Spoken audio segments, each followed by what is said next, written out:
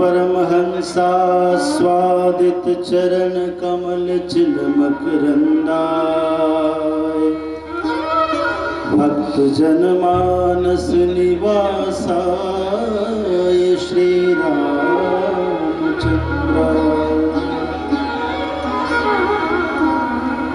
ध्येयं सदा परिभवघ्नमभीष्टदोहम्। तीर्थास्पदं शिवविरञ्चिनुतं शरण्यं भृत्यार्तिहं प्रणतपाल भवाधिपोतं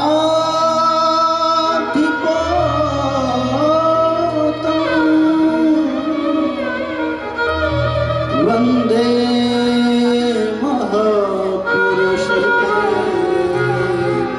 चरणारविंदम।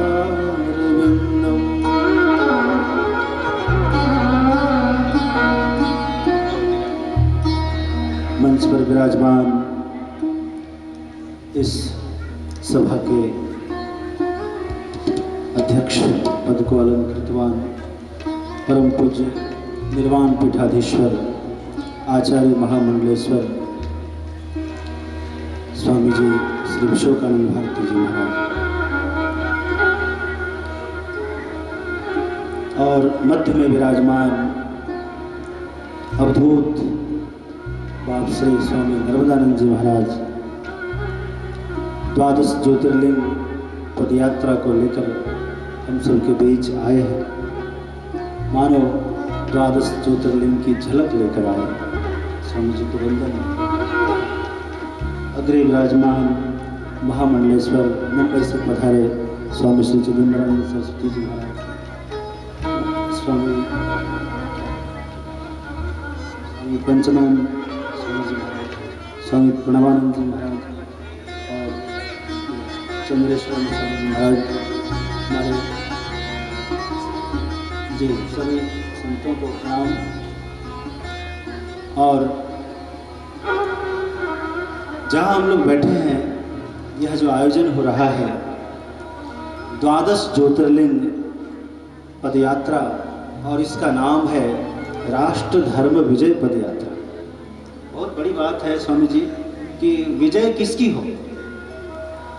धर्म की विजय, वो भी राष्ट्र धर्म। जी जी स्वामी जी कह रहे हैं हमारे मन की बात आप बता दिए, क्योंकि हम दोनों का मन एक जैसा ही है। राष्ट्र धर्म की जय हो। सबसे बड़ा धर्म यदि कोई है वो है राष्ट्र धर्म, भारतीयता, राष्ट्रीयता।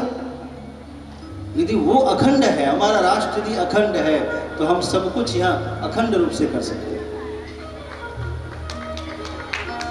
यदि राष्ट्र अखंड नहीं रहेगा तो हम कैसे अखंड रह सकते हैं? हम भले ही बटे हुए, यहाँ विविधता हमारा दोष नहीं है, हमारा भूषण है, हमारी पहचान है। ये ऊंच नीच करने के लिए विविधता नहीं है, ये विविधता हमारा रंग रूप है। रंग रूप वेशभूषा चाहे अनेक हो, पर हिंद देश के निवासी सभी जन एक। यहाँ वेशभूषा अलग अलग है, जरूर है। हमारे अंदर यहाँ आप बैठे हैं, आप सबकी वेशभूषा भी स्वामी जी कह रहे थे किसी के कपड़े किसी से नहीं मिलते हैं। बिल्कुल सही कहा, किसी के भी वस्त्र नहीं मिलते हम सब में, लेकिन सच्ची बात है हम सबका मन मिलता है, हम सबकी आत्मा एक है। यहाँ आत्मा एकत्व की बात होती है। यहाँ हम सब अनेक हैं, लेकिन सब में एक ही है। वास्तव में नाना रूप हो सकता है, हमारा स्वरूप एक है। अभी जो विषय रखा गया है ज्ञान, गंगा और गौ, वाह क्या सुंदर ये त्रिपुटी है, तीनों गकार से है।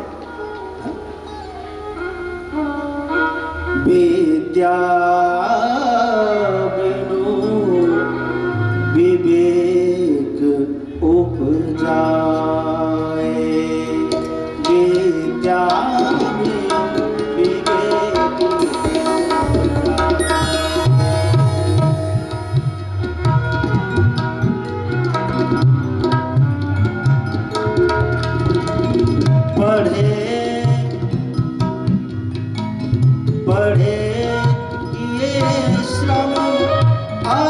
फल पाए, श्रम फल पाए, किए अरु पाए, श्रम फल पाए, किए अरु पाए, किए अरु पाए, विद्या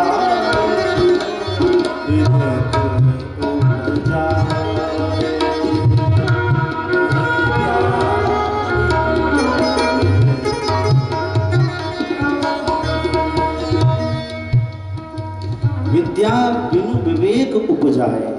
विद्या का फल क्या है? विद्या का फल है विवेक। विद्या जब तक विवेक को उत्पन्न न कर दे तब तक विद्या सफल नहीं है, फलीभूत नहीं। सोचिए, हम सब पढ़े हुए हैं, कुछ ना कुछ तो पढ़े हुए हैं, कोई ज्यादा कोई कम। आज भारत में शिक्षा का बहुत विकास हो रहा है और होना भी चाहिए। हर व्यक्ति को, आप जहां जितने भक्तगण बैठे हैं सबको मैं कहूंगा, और किसी चीज में आप अपने औकात को पार करें या ना करें, आप विवाह में आप ज्यादा खर्च मत करिए, श्राद्ध में ज्यादा खर्च मत करिए, परंतु यदि बच्चों को पढ़ाने की बात आए तो आप जमीन बेच कर पढ़ाइए, लेकिन शिक्षा उसको भरपूर दे। क्योंकि विद्या न खेती किसानी से उपजे, विद्या जमी से निकलती नहीं है। विद्या न मजहब गरीबी अमीरी, विद्या बनाने से बनती नहीं है। विद्या का कोई पतन ही नहीं है। विद्या बाजारों में बिकती नहीं है। विद्या उसी की जो निष्ठा से चाहे, विद्या किसी की बकौती नहीं है। विद्या में सबका अधिकार है, सबको संपन्न बनाती है माता सरस्वती, सबका मस्तक गर्व से ऊंचा करती है माता सरस्वती।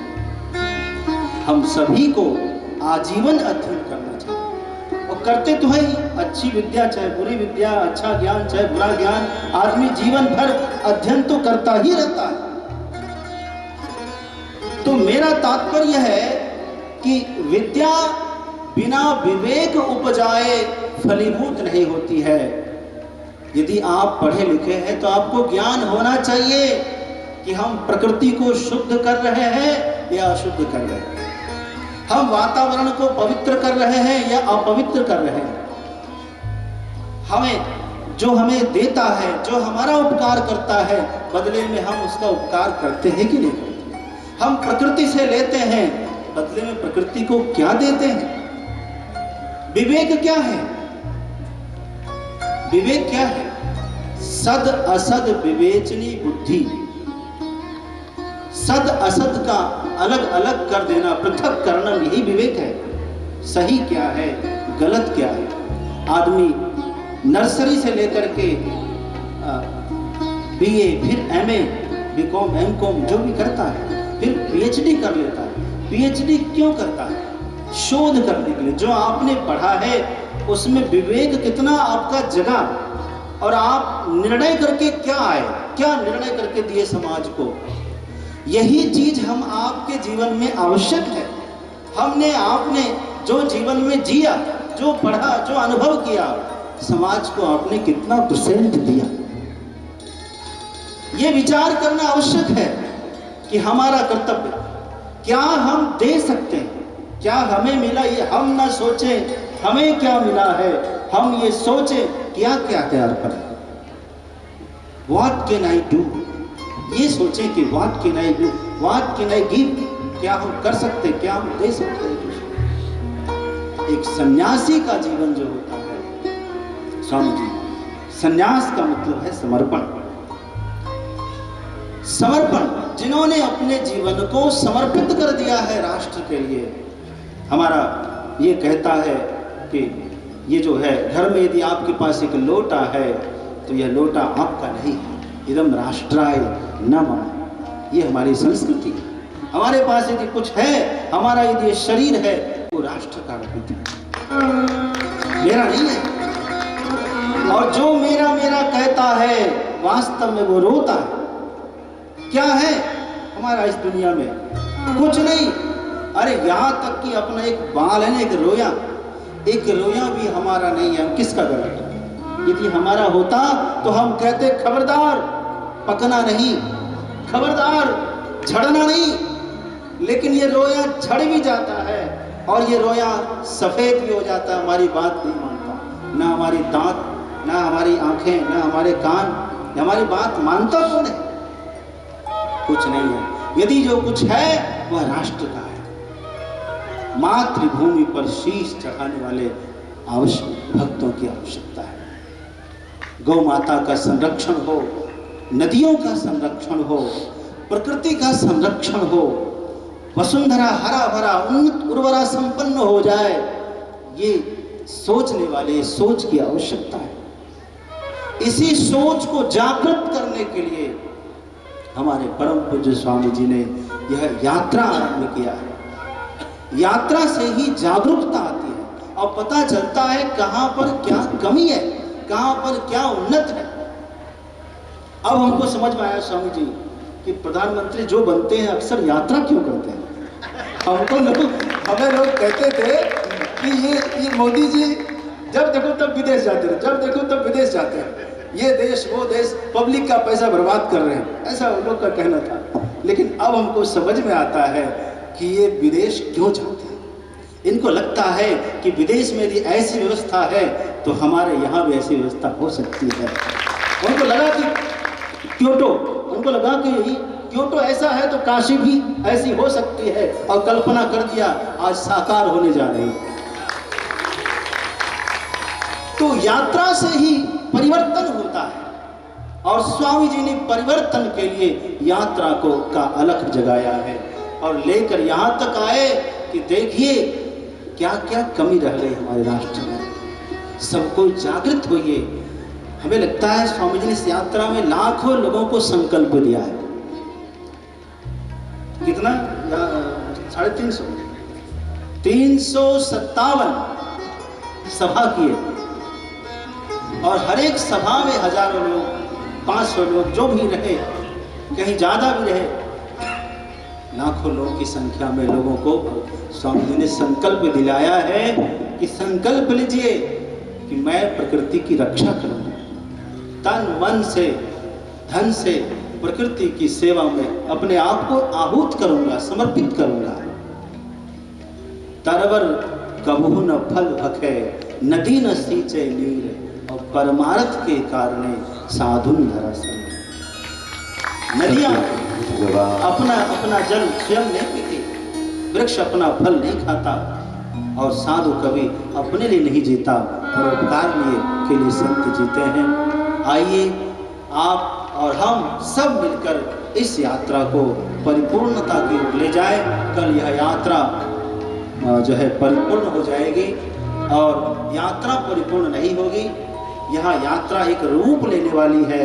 वो रूप अब स्वामी जी अकेले अब तक घूम रहे थे, कल देखना लाखों लोग इस यात्रा के साथी हो जाएंगे और सब के सब एक साथ राष्ट्र की रक्षा का संकल्प लेंगे, मातृभूमि गौ माता प्रकृति की रक्षा का संकल्प लेंगे।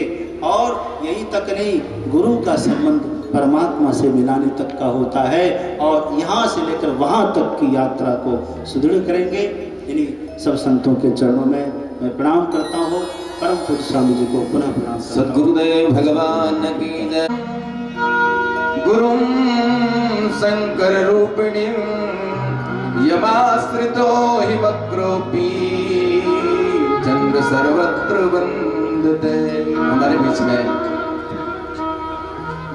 मोरेना से पूज्यपाद श्रद्धेय महामंडलेश्वर स्वामी पंचमानंद जी महाराज हमें प्रतिदिन अपनी अमृतवाणी से अमृत रस पिला रहे हैं। आज भी मैं निवेदन करूंगा कि हमें अनुग्रहित करें पूज्यपाद श्रद्धेय पंचमानंद जी महाराज।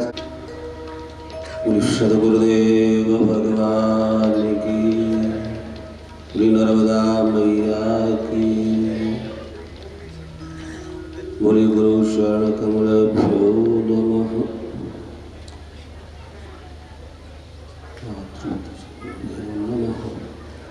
ओम सुरसुताय नमः। परम पूज्य गुरुदेव परमहंस आचार्य पीठाधीश्वर श्री श्री 1008 आचार्य महामंडलेश्वर शब्द गुरुदेव के भगवान में बारंबार शरण वंदन एवं प्रणाम। हमारे इस आयोजन के कर्णधार ऐसे स्वामी नर्मदानंद जी महाराज को बारंबार प्रणाम। मेरे ज्येष्ठ भ्राता स्वामी महामंडलेश्वर चिदंबरा जी महाराज, प्रणाम जी महाराज। हमारे बनारस सभी संत महापुरुषों के चरणों में बार बार वंदन और निवेदन करते हुए बढ़िया बढ़िया सुंदर बातें सुन रहे हैं और निवेदन करूंगा कि हमें आत्मसात करना होगा। स्वामी जी हमारे तुम्हारे सबके प्रेरणा स्रोत हैं। अभी मंच से आप सुन रहे थे, गौ माता हमारी मां है और मां की ही दुर्गत हो रही है। आज मेरी जन्मदाता मां तो महीने 2 महीने 1 साल दूध पिला सकती है, ये मां तो जन्म तक दूध पिलाती है। और आज इस मां की वो दुर्दशा हो रही है, हम और आप ही दूध निकाल लेते हैं और छोड़ करके डंडा मार के भगा देते हैं। और मां की ममता देखो, जो दूध देने का समय आती है तो दरवाजे पे आकर के खड़ी हो जाती है, बेटा मैं आ गई हूं तो दूध निकाल ले, मैं तो तुझे पिलाने के लिए तैयार हूं। ये मां का ममतत्व है साहब। गौ माता हमारी संस्कृति की मूल आधार है।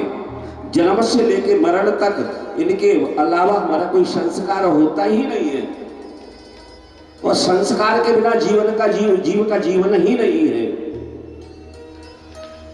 इसलिए जब जब विपत्ति आई देश पर, राष्ट्र की बात स्वामी जी कह रहे थे, राष्ट्र नहीं होगा तो धर्म कहां से होगा, और धर्म नहीं होगा तो हम नहीं होंगे। राष्ट्र की रक्षा करना हमारा तुम्हारा सबका परम धर्म कर्तव्य है। और इसी को मद्देनजर रखते हुए स्वामी जी ने इतनी बड़ी यात्रा, मैं तो आज पहली बार इनके दर्शन करके, ये प्रेता बैठे हैं हमारे गुरुदेव और स्वामी जी, आज इनका दर्शन करके धन्य हो गया।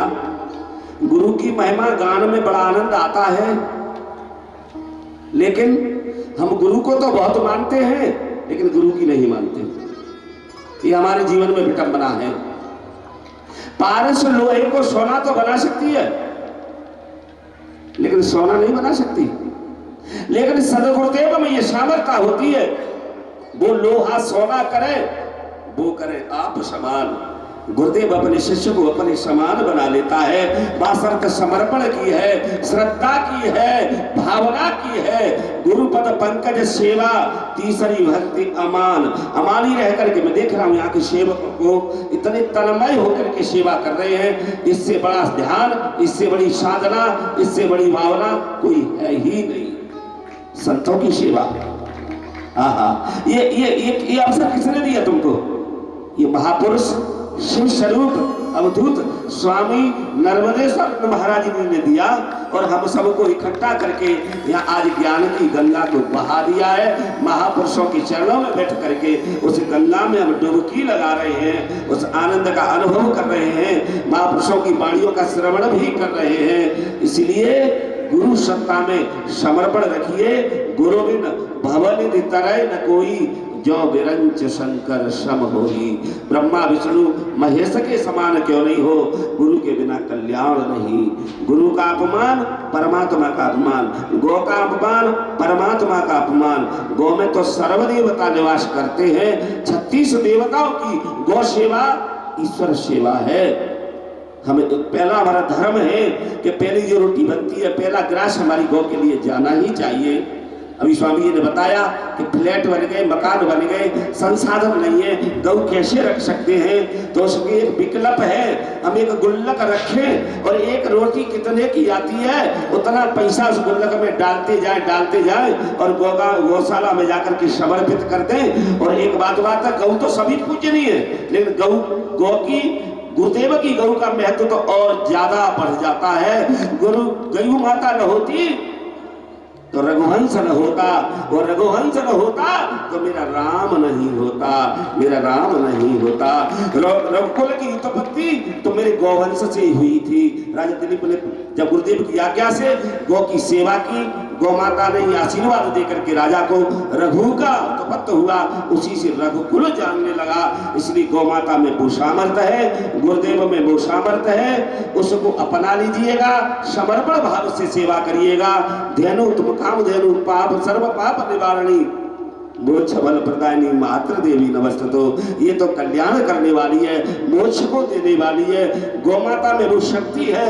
एक व्यक्ति गौमाता की सेवा करता था, किसी कारणवश वो फंस गया के समय और फांसी लग गई। जब जब जल्लाद फांसी पे चढ़ाता था और गौमाता अपनी पीठ लगा देती थी, बेटा मेरे पे खड़ा हो जा, ये फांसी का बंदा तेरा बाल बांका नहीं कर सकता। और वो गौ माता अंत में जाकर के भगवान से भी कहती है कि पहले मेरे से सेवक को वैकुंठ को ले जाओ, तब पीछे से मैं आती हूँ। वो तो गोपाल से मिलाती है, भगवान से मिलाती है। या तो गुरु में शक्ति है या फिर गौ में शक्ति है। ये दोनों ही ऐसे हैं, पृथ्वी के प्रत्यक्ष देवता हैं, ब्राह्मण, गौ और संत गुरु। बंदो प्रथम महीश्वर चरणा, मोह जनित सब संशय हरना।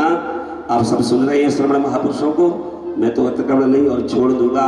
बड़े बड़े वक्ता बैठे हैं, श्री चरणों में सबके मैं निवेदन और प्रणाम करते हुए मैं अपनी वाणी को यही विराम देता हूँ। महाराज श्री के चरणों में फिर मैं इसी कड़ी में आमंत्रित करूंगा हमारे बीच में पूज्यपाद स्वामी महामंडलेश्वर स्वामी चिदंबरानंद जी महाराज मुंबई से पधारे हुए हैं।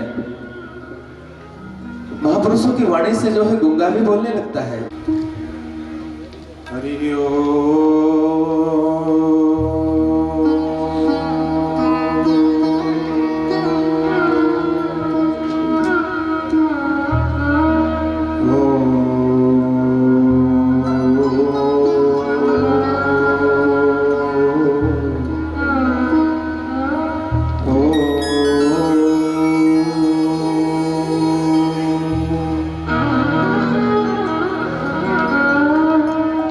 नमस्ते रुद्रमन्यवतोत इखवे नमः। ओम शांति शांति शांति। भद्रं नो अपिवातय मनः।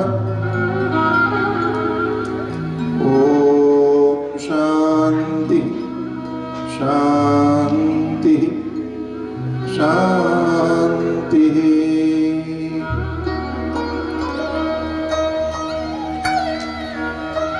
यं शैवाः समुपासते शिवैति ब्रह्मेति वेदान्तिनो, बौद्धाः बुद्ध इति प्रमाणपटवः, कर्तेति नैयायिकाः, अरहन्नित्यथ जैन शासनरताः, कर्मेति मीमांसकाः। सोऽयं नो विदधातु वाञ्छितफलं, त्रैलोक्यनाथो हरिः। सच्चिदानन्दरूपाय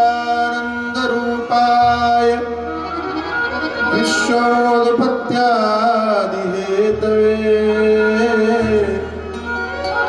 तापत्रय विनाशाय श्रीकृष्णाय वयं नमः। सद्गुरुदेव भगवान की जय, सच्चिदानंद भगवान की जय, सनातन धर्म की जय। नमः पार्वती पतये।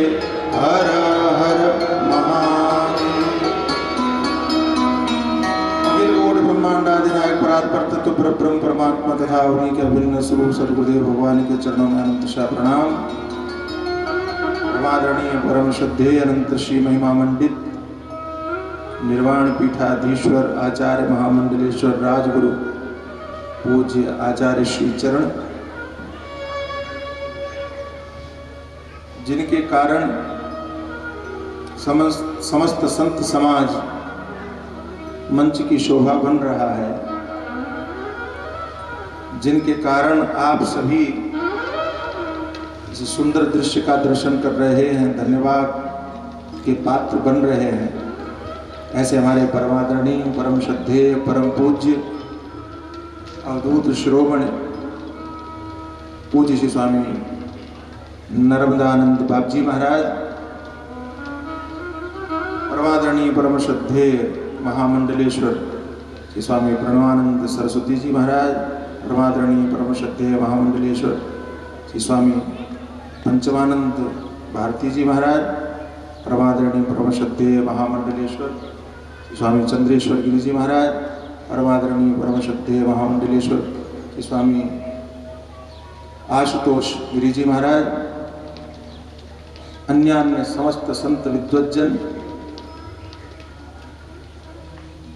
परमार्थ पथानुरागी सज्जनों एवं माताओं, निश्चित ही हम सभी का सौभाग्य है कि पूज्य महाराज श्री के सानिध्य में बैठकर उनका अनुगमन करते हुए संतों का दिव्य दर्शन प्राप्त करके अपने जीवन को धन्य कर रहे हैं। न केवल आंखों को धन्य कर रहे हैं, इन संत महापुरुषों को सुन करके अपने कानों को भी पवित्र कर रहे हैं और धन्य कर रहे हैं। मैं तो ऐसा मानता हूं कि मेरे जैसे बोलने वाले भी इन महापुरुषों के सामने बैठकर अपनी वाणी को पवित्र कर रहे हैं। हम भी अपनी वाणी को पवित्र कर रहे हैं। सत्संग की इस पावन श्रृंखला में सुंदर और समाज के लिए उपयोगी विषय रखा, गंगा, गौ और ज्ञान।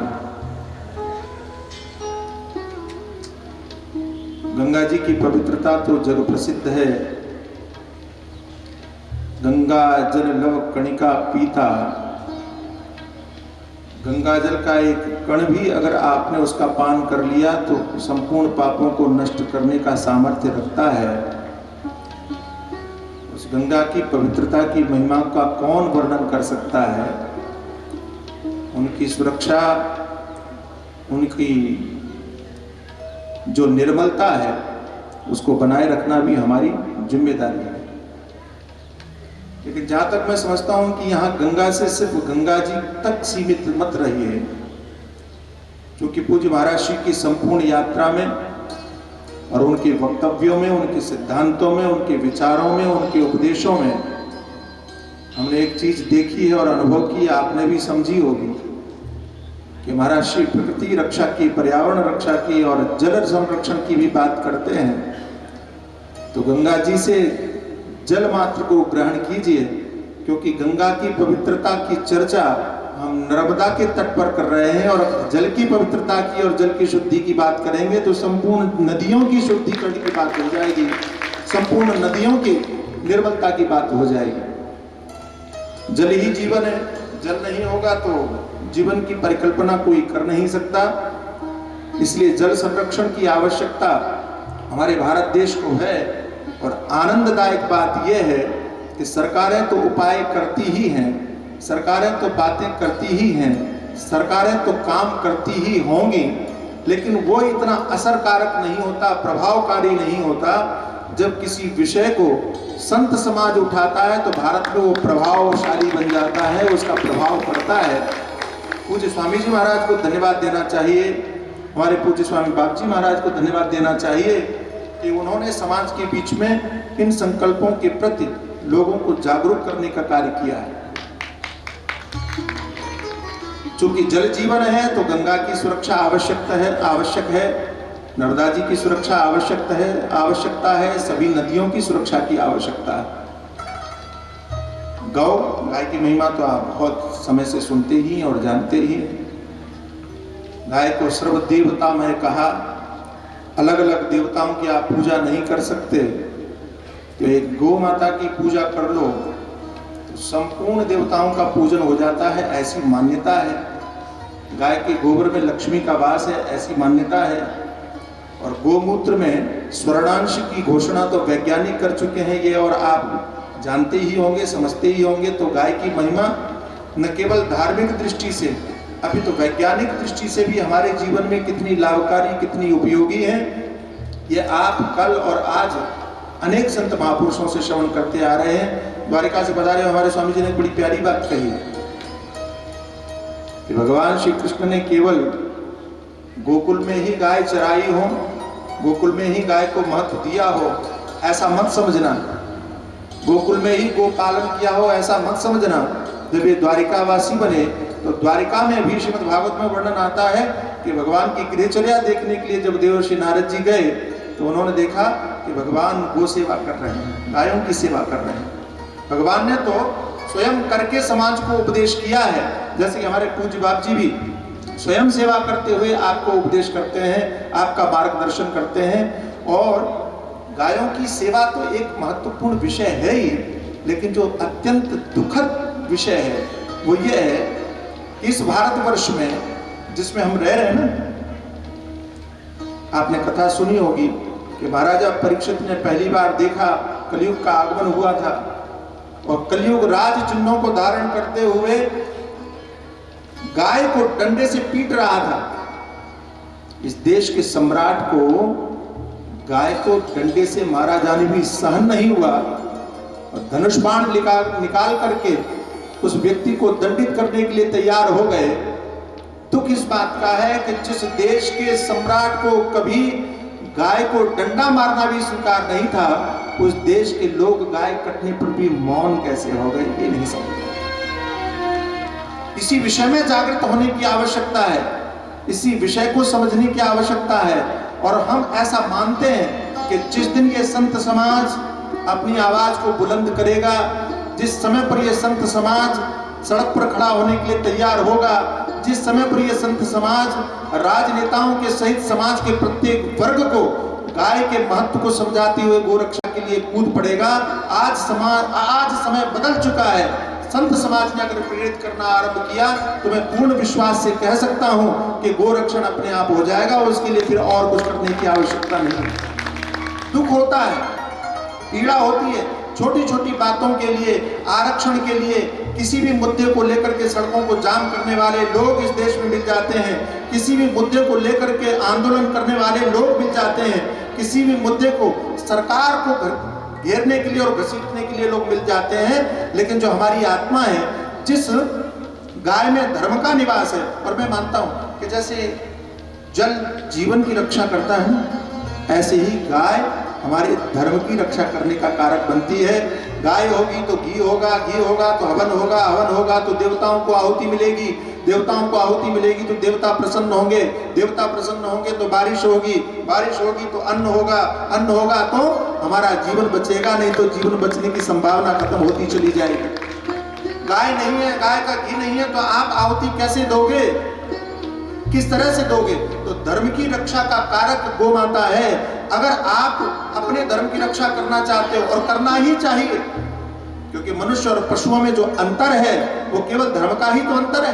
आंख, कान, इंद्रियां जितनी हमारी हैं वो पशुओं के पास में भी हैं, पक्षियों के पास में भी हैं, लेकिन जो कर्म का और धर्म का अंतर है उसी से पता चलता है कि आप मनुष्य हैं कि पशु हैं।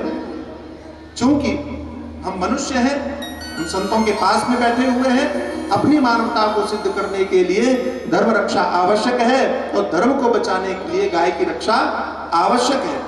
किसी ने कहा था कि सनातन हिंदू धर्म के सारे ग्रंथ मिट जाएं, कहीं ऐसा काल आ जाए कि सब कुछ खत्म हो जाए, लेकिन ईशावासी उपनिषद का पहला मंत्र भी अगर बचा रहा तो सनातन धर्म पुनः प्रतिष्ठापित हो जाएगा।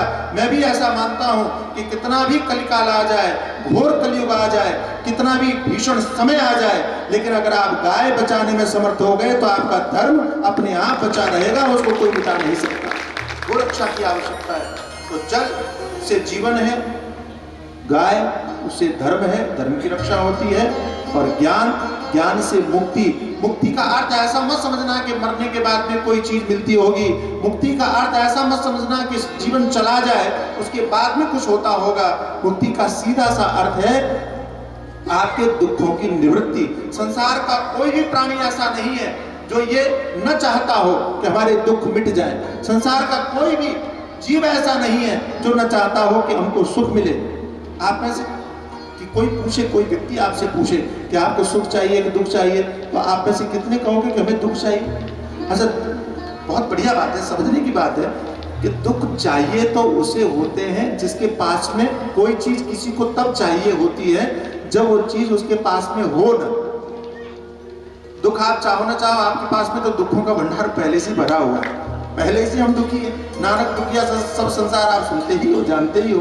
तो हर आदमी पहले से ही दुखी है, उन दुखों से बचने के लिए ही प्रयत्नशील है, दुखों से बचने के लिए ही मेहनत परिश्रम कर रहा है। बचपन से लेकर के और मरने तक सतत जो क्रियाशीलता है वो केवल दुखों से बचने के लिए है। लेकिन कितनी बड़ी विडंबना है कि सारे प्रयास, सारे पुरुषार्थ दुख से बचने के लिए होते हैं, फिर भी दुख कम नहीं होते, दुख बढ़ते ही चले जाते। दुखों की कमी नहीं होती। क्यों? क्योंकि दुख के मूल को हमने नहीं पकड़ा। आपने अभी अभी हमारे चंद्रेश्वर गिरी जी से सुना था, भाग्योदय न बहुजन्म समर्जिते न सत्संगमं च लभते पुरुषो यरावै अज्ञान हेतु कृत मोह मदांधकार नाशम विधाये तदोदयते विवेकः। अज्ञान ही सबसे मूल कारक है। जब तक उस अज्ञान की निवृत्ति नहीं करोगे तब तक इन दुखों की निवृत्ति नहीं होगी। यही जड़ है, उस जड़ को उखाड़ना पड़ेगा। और इस अज्ञान रूपी जड़ जो है ना, दुख की जो मूल केंद्र है, ये तभी मिटेगा जब आपके जीवन में इन सद्गुरु गुरुजनों के द्वारा उस ज्ञान की उत्पत्ति होगी, उस ज्ञान की उपलब्धि होगी। और इस ज्ञान की उपलब्धि से ही अज्ञान की निवृत्ति होगी। अज्ञान की निवृत्ति से ही संपूर्ण दुखों की निवृत्ति संभव है। इसलिए हमारे जीवन में गंगा की रक्षा यानी जल रक्षण चाहिए, हमारे जीवन में गो रक्षण चाहिए, और हमारे जीवन में ज्ञान की उपलब्धि को महत्व दे करके ही अपने जीवन को आगे बढ़ाना चाहिए। और इन तीनों की सिद्धि अच्छा कैसे करें? जल रक्षण संरक्षण कैसे करें, गो संरक्षण कैसे करें, ज्ञान की उपलब्धि कैसे करें? इनमें से अगर एक भी चीज आपको समझ में ना आए तो मेरा निवेदन इतना ही है, इस धर्म मंच से मैं आपको घोषणा करके कहता हूं कि पूज्य नर्मदानंद जी बाप जी महाराज जैसे संत महापुरुषों के चरण पकड़ लीजिए, तीनों की सिद्धि अपने आप होती चली जाएगी, धर्म की जीवन की सिद्धि अपने आप होती चली जाएगी। और यही सार्थकता है, यही जीवन की सिद्धि है। इतना ही कह करके मैं अपनी वाणी को विराम देता हूँ। बहुत बहुत धन्यवाद। धन्यवाद से करती हूँ मेरे साथ हमारे से मैं निवेदन करूंगा। संतु सम्ये गुरुपाद पांशरः। ओम शांति शांति शांति। कण कण में अनुस्यूत परमेश्वर के अव्यक्त स्वरूप को नमन करते हुए मंचासीन निर्वाणी अखाड़े के आचार्य महामंडलेश्वर पूज्य स्वामी जी, सभी समुपस्थित मंचासीन मंगलेश्वर वृंद, आत्मस्वरूप संत वृंद, समुपस्थित श्रद्धा भक्तिमय माताओं एवं भक्तजनों, ज्ञान गौ एवं गंगा आज के विषय है। हम लोग सब जानते हैं कि हमारी गौ माता और नदियों में से गंगा और ज्ञान, ये हमारे जीवन के लिए कितने महत्वपूर्ण हिस्से हैं। जिस तरह से हम शरीर के बिना कोई भी व्यवहार नहीं कर सकते, यदि आध्यात्मिक दृष्टि से देखा जाए तो इनके बिना हमारा व्यवहार नहीं चलता। गंगा केवल मात्र हिमालय से बहती हुई नदी का प्रवाह मात्र नहीं है, बल्कि एक हमारा जीवन है, महादेव का श्रृंगार है और भारत की आत्मा है। और साथ में गौ को हम लोगों ने माता माना।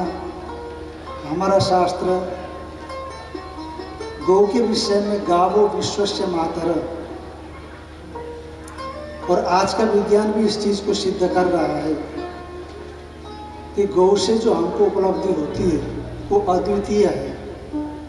चाहे गोबर हो, चाहे दूध हो, चाहे उसमें से निकलने वाला घी हो, हर चीज, गोमूत्र हो, तो गौ न केवल भौतिक दृष्टि से अपितु गौ की सेवा करने वाले हमारे शास्त्रों में ज्ञान को उपलब्ध होते हुए भी देखे गए हैं। हमारे यहाँ ज्ञान यदि संक्षेप में कहा जाए तो दो तरह का माना जाता है।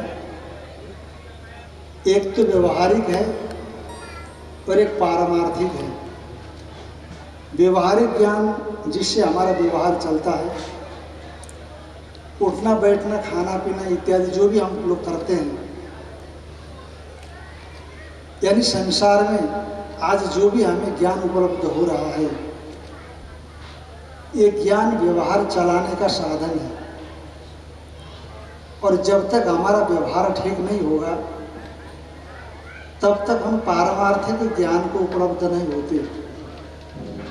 पारमार्थिक ज्ञान का मतलब साक्षात परमेश्वर का स्वरूप ही होता है। सत्यम ज्ञानम अनंतम ब्रह्म, सत्य स्वरूप, ज्ञान स्वरूप और अनंत स्वरूप परमात्मा है। और वही ज्ञान की एक किरण, एक अंश हम सबके भीतर में चेतन के रूप में प्रतीत हो रहा है।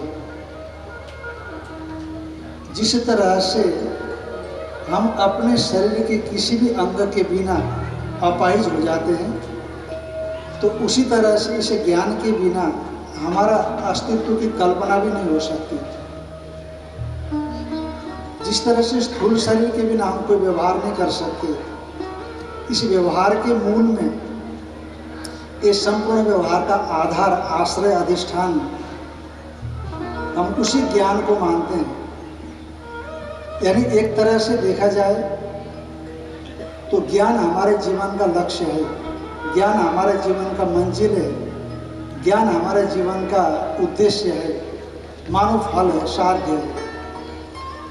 और जितने भी ज्ञान हम मानते हैं शास्त्रों में या व्यवहार के धरातल पर, वो सभी ज्ञान हमारे उसी ज्ञान की उपलब्धि के साधन के रूप में है। इसलिए आप श्रीमद् भगवद गीता में देखते हैं, उपनिषद में देखते हैं, पुराणों में देखते हैं, वो ज्ञान को सार्वत्रिक माना गया है, सर्वव्यापक माना गया है। उस ज्ञान को कहीं एक दायरे में सीमित होने वाला नहीं माना गया। वो ज्ञान एक चींटी से लेकर के ब्रह्मा तक और जड़ संपूर्ण प्रपंच में वो व्याप्त होकर के बैठा है।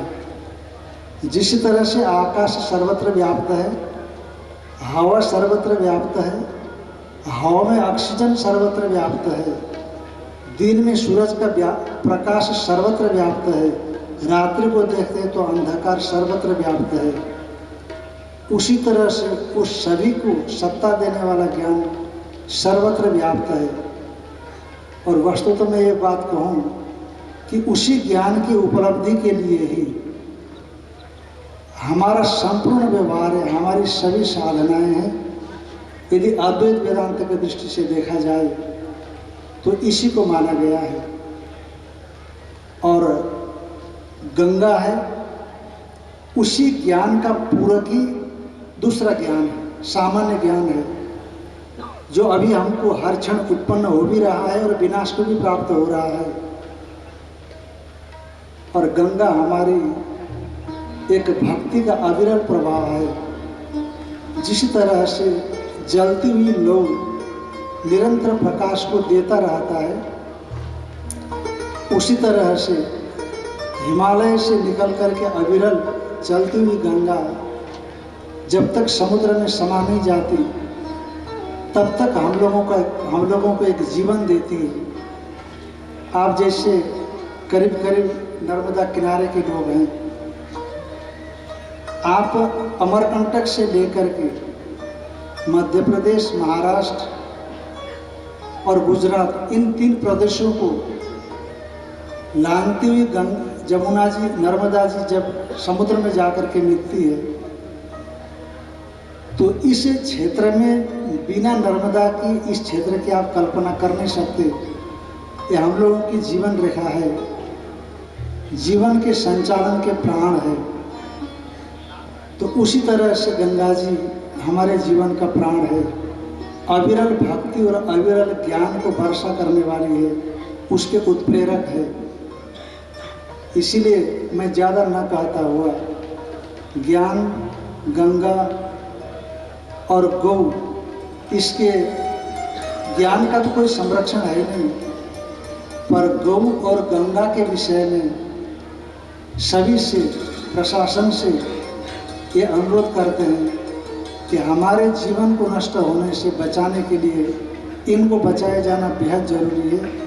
इसलिए सब लोग ऐसा प्रयास करें, ऐसा संकल्प लें कि हमको जीवन में साधन पद्धति में आगे बढ़ाने का जो अविरल अनादिकाल से चलता हुआ प्रवाह है, वो प्रवाह अक्षुण्ण बना रहे, हम लोगों का जीवन चलता रहे, हमारी संस्कृति फलती फूलती रहे। ये वैदिक संस्कृति का एक मार्गदर्शक, पथ प्रदर्शक है, ये हमारे जीवन को मिलता रहे। इन्हीं शब्दों के साथ हरिओम तत्सत। गुरुदेव के अंतकरण से धन्यवाद महाराज के श्री चरणों में। बाद में निवेदन करता हूं मैं महाराज से,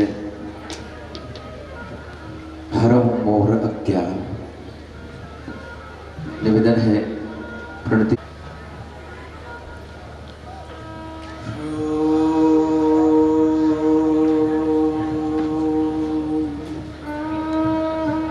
कृष्णाय वासुदेवाय हरये परमात्मने प्रणतक्लेशनाशाय गोविन्दाय नमो नमः। गोविन्दाय नमो नमः।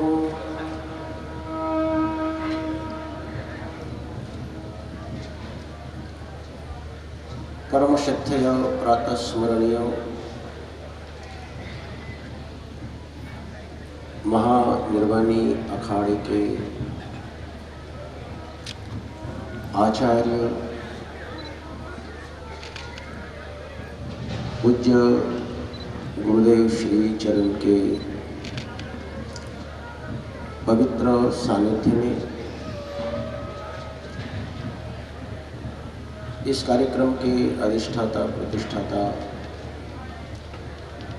द्वादश ज्योतिर्लिंग पदयात्री परम शुद्ध परम आदरणीय अवधूत जी महाराज, परम शुद्ध परम आदरणीय महामंडलेश्वर स्वामी श्री चिद्रूपालन जी महाराज, महामंडलेश्वर श्री चंद्रशेखर जी महाराज, महामंडलेश्वर पंचानंद पंचमानंद जी महाराज, मंच पर विराजमान सभी पूज्य संतवृंद, आज हम जिस परम उद्देश्य को लेकर के यहाँ उपस्थित हैं और इस संत संग सम्मेलन में अनेकों विषयों पर हम विचार श्रवण कर रहे हैं।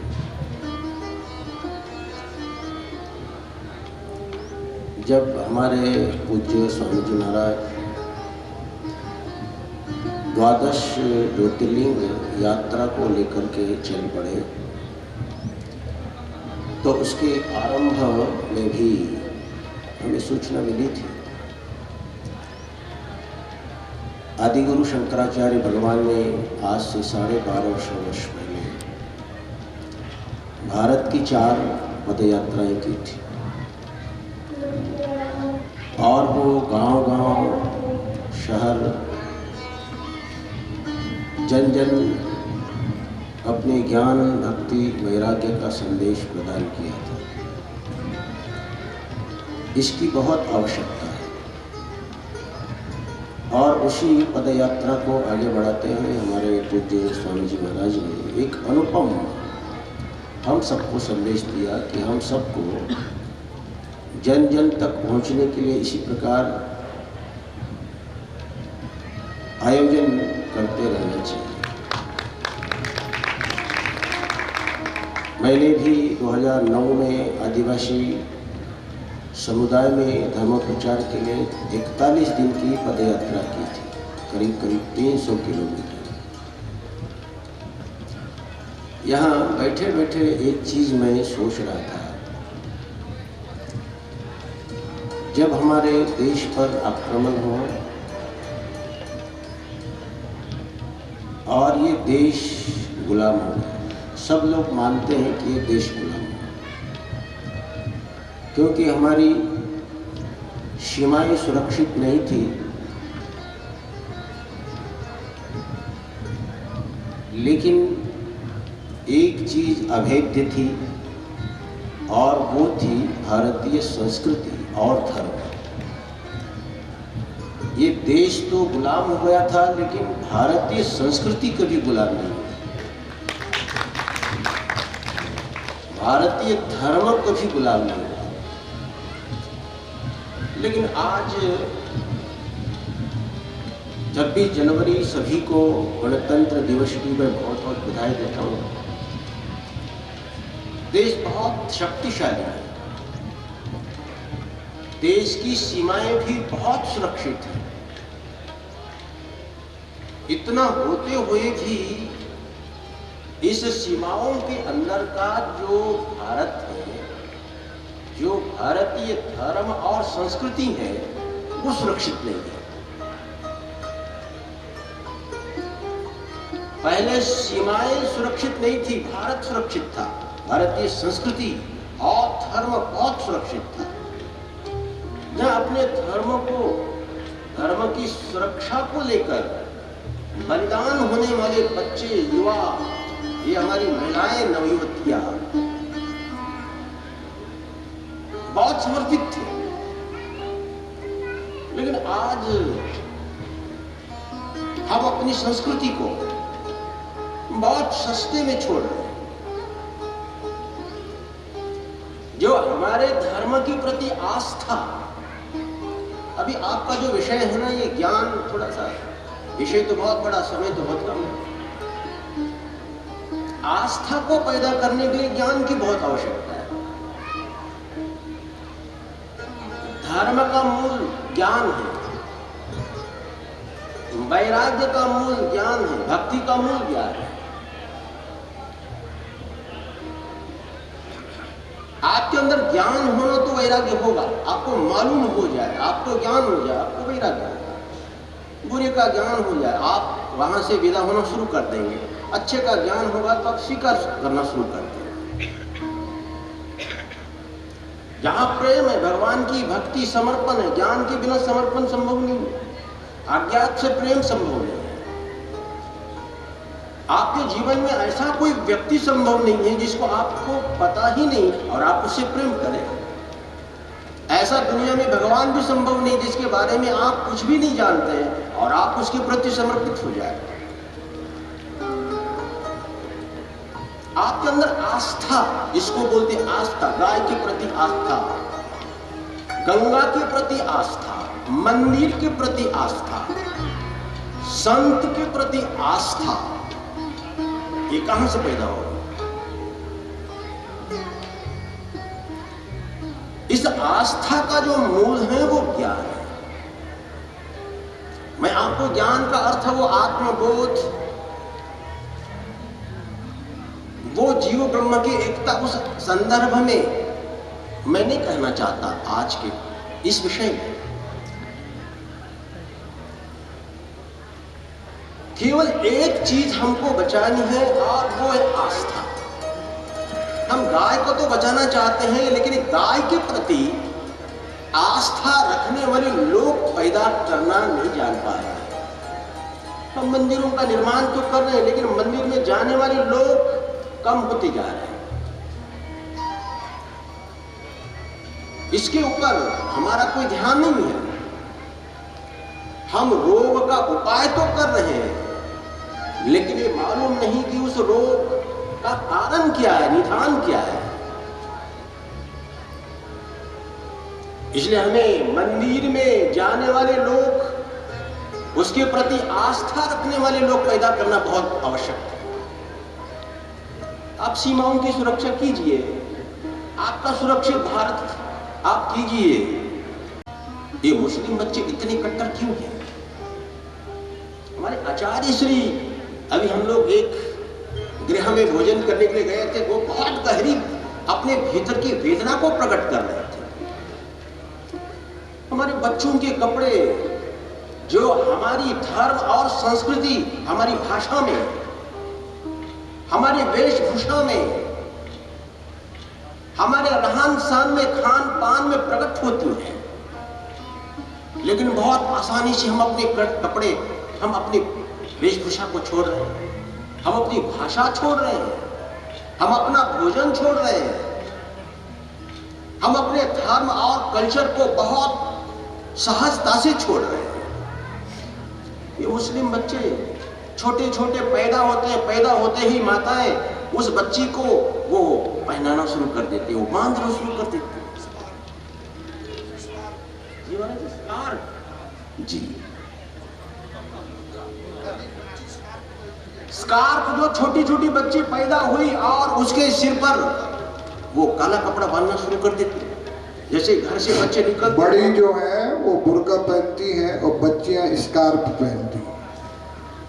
स्कार्फ पहनती हैं और उसको पैदा होते ही, आप ताली मत बजाओ, अभी आप यहाँ तो बैठे हुए, घर जाते आप चट्टियां पहन कर ही घूमते हो।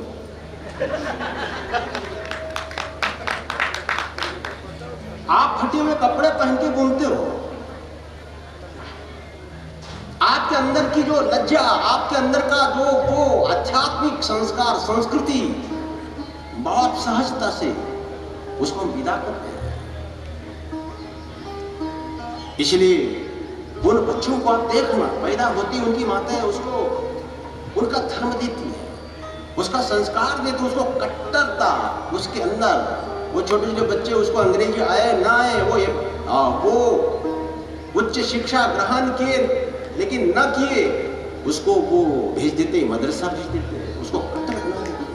आज दुनिया पर आप देखना है, दुनिया में ऐसा एक इस्लाम का आदमी खड़ा हो जाता है कहीं, उसके अंदर एक कट्टरता, अपने धर्म के प्रति आस्था मालूम पड़ती है और उसका मूल है उसकी शिक्षा। इसलिए मैं यहाँ के जितने भी साधु महात्मा और ये सदगृहस्थ हैं, इनसे मैं निवेदन करना चाहता हूं कि बच्चों के ऊपर हमें ध्यान देने की आवश्यकता है। जब तक हम आध्यात्मिक शिक्षा के ऊपर ध्यान नहीं देंगे, तब तक हम आस्था को, गाय के प्रति आस्था, संत के प्रति आस्था, गंगा के प्रति आस्था को हम पैदा नहीं कर पाएंगे।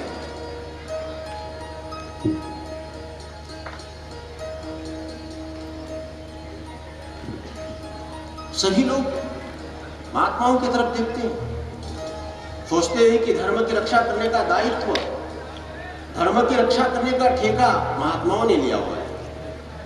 लेकिन जो लोग सोचते हैं वो खुद ही धर्म का आचरण नहीं करते। आप बच्चों को बिगाड़ देते हो और उसको सुधारने का दायित्व संतों का सोचते हो। इसलिए आध्यात्मिक शिक्षा ये संपूर्ण आस्थाओं का मूल है, चाहे वो गाय के प्रति आस्था, संत के प्रति आस्था, गंगा के प्रति आस्था, धर्म के प्रति आस्था, इसका मूल आध्यात्मिक शिक्षा। एक बात मैं कहकर अपने वाणी को विराम देता हूं, ये बात थोड़ी कड़वी जरूर लगी। आप राष्ट्र बोलते ना, राष्ट्र का अर्थ क्या है? आप जब राष्ट्र बोलते हो तो एक सीमा मालूम पड़ती है, और वो सीमा के अंदर का राष्ट्र और वो आपकी मातृभूमि, और मातृभूमि के प्रति बहुत अधिक आस्था आपको विस्तारवादी होने से बचाती है।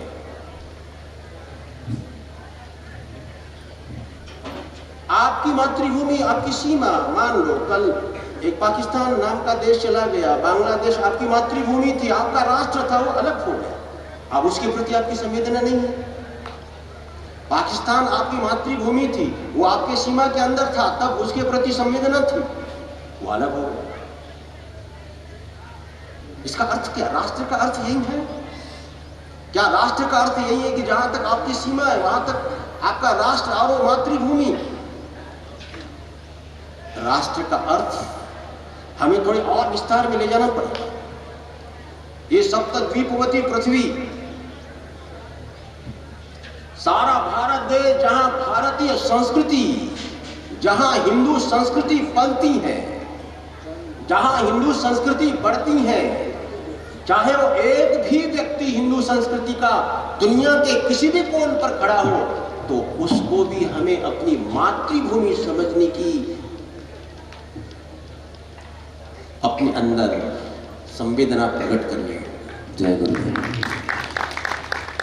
विस्तारवादी होना होगा, तभी हम अपने मातृभूमि की और हम अपने राष्ट्रीय अस्मिता की, आस्था की रक्षा कर पाएंगे। ये सभी पूज्य संत यहाँ विराज रहे हैं, पूज्य हमारे अवधूत जी महाराज, उनके चरणों में नमन करता हूँ। हमारे स्वामी जी महाराज, चिदम्बरराज जी महाराज जी ने कहा कि कुंभ आने वाला है, लेकिन हमारे स्वामी जी ने यही कुंभ का आरंभ किया। यही सचमुच उनके चरणों में, सभी संतों के चरणों में नमन करते हुए मैं अपने वाले को विराम देता हूँ। धन्यवाद।